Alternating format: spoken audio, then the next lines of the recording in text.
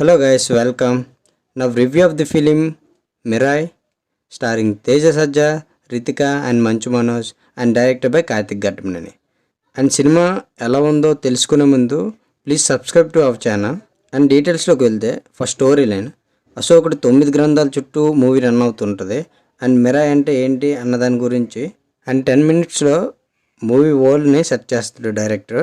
And ఒక character ఉంటుంది, ఆ క్యారెక్టర్ ఎంటర్ అవ్వగానే ఇంకా మెయిన్ స్టోరీలోకి వెళ్ళిపోతుంది.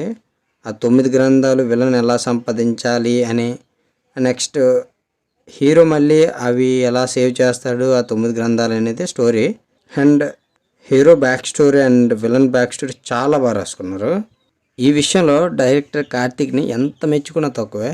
ఇంకా ఈ మూవీకి 60 crores బడ్జెట్లో ఈ మూవీని తీశారంటే ఎవరు నమ్మరు, ఎందుకంటే ఆ విజువల్స్ బ్యూటిఫుల్గా ఉంటాయి.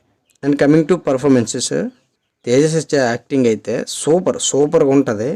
చెప్పాలంటే he carried this movie on his shoulders. ఈ మాట సినిమా చూసిన ప్రతి ఒక్కరు ఒప్పుకోవాల్సిందే, అంత బాగుంటుంది అతని యాక్టింగ్ అయితే. అండ్ మంచు మనోజ్ గారికి 5-6 సీన్లు పడతాయి, ఓకే, టెరిఫిక్ యాక్టింగ్ బాగుంటుంది, చాలా బాగుంటుంది. అండ్ మిగతా క్యారెక్టర్స్ బాగానే చేశారు.